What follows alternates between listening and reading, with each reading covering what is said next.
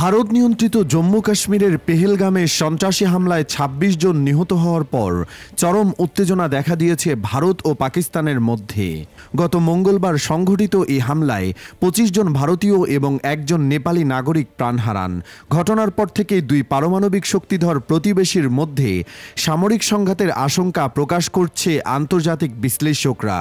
পাকিস্তানের প্রতিরক্ষামন্ত্রী খাজা মোহাম্মদ আসিফ সোমবার ব্রিটিশ বার্তা সংস্থা রয়টার্সকে দেওয়া এক সাক্ষাৎকারে জানান, ভারতের সম্ভাব্য সামরিক হামলার আশঙ্কায় পাকিস্তান তার বাহিনীকে সতর্ক ও শক্তিশালী করেছে। তিনি বলেন, আমরা আমাদের বাহিনীকে আরও সুসংহত করেছি, কারণ এখন একটি সামরিক আক্রমণের সম্ভাবনা অত্যন্ত প্রবল।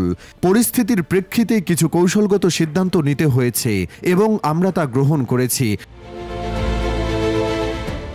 ভারতের বিভিন্ন মহলে পাকিস্তানের বিরুদ্ধে সামরিক প্রতিক্রিয়ার দাবি জোরালো হচ্ছে, কারণ ভারত দীর্ঘদিন ধরেই কাশ্মীরের বিচ্ছিন্নতাবাদীদের পাকিস্তানের মদদ দেওয়ার অভিযোগ করে আসছে। উল্লেখ্য, কাশ্মীর ইস্যুতে অতীতে দুবার সরাসরি যুদ্ধে জড়িয়েছে দুই দেশ। এই উত্তেজনাকর পরিস্থিতিতে মধ্যস্থতার প্রস্তাব দিয়ে এগিয়ে এসেছে তুরস্ক। সোমবার আঙ্কারার মন্ত্রিসভার বৈঠক শেষে প্রেসিডেন্ট রিসেপ তাইয়েপ এরদোয়ান সাংবাদিকদের বলেন, আরও ভয়াবহ পরিস্থিতিতে রূপ নেওয়ার আগেই তুরস্ক চায় পাকিস্তান ও ভারতের মধ্যে চলমান উত্তেজনার শান্তিপূর্ণ অবসান হোক। এরদোয়ান জানান, তুরস্ক এই সংকট নিরসনে উভয় দেশের সঙ্গে আলোচনায় বসতে প্রস্তুত এবং শান্তিপূর্ণ সমাধানের পথ বের করতে সক্রিয় ভূমিকা রাখতে আগ্রহী।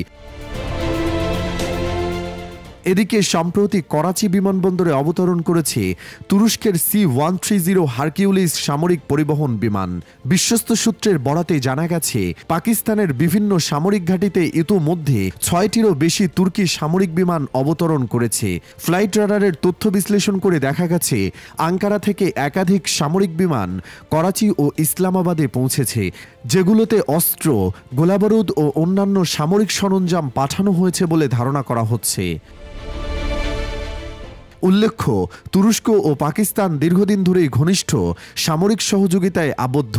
পূর্বেও পাকিস্তান তুরস্ক থেকে বিভিন্ন সামরিক প্রযুক্তি ও অন্যান্য অস্ত্র আমদানি করেছে। কাশ্মীর ইস্যুতে তুরস্ক বরাবরই পাকিস্তানের পক্ষাবলম্বন করে এসেছে। এই প্রেক্ষাপটে তুরস্কের সাম্প্রতিক পদক্ষেপ ভারতীয় বিশ্লেষকদের মধ্যে তীব্র ক্ষোভের সৃষ্টি করেছে। দক্ষিণ এশিয়ার ভূরাজনৈতিক বাস্তবতায় এই নতুন উত্তেজনা শুধু ভারত ও পাকিস্তানের জন্য নয়, বরং পুরো অঞ্চলের জন্যই হুমকি হয়ে দাঁড়াতে পারে বলে আশঙ্কা করছেন কূটনীতিক বিশ্লেষকরা।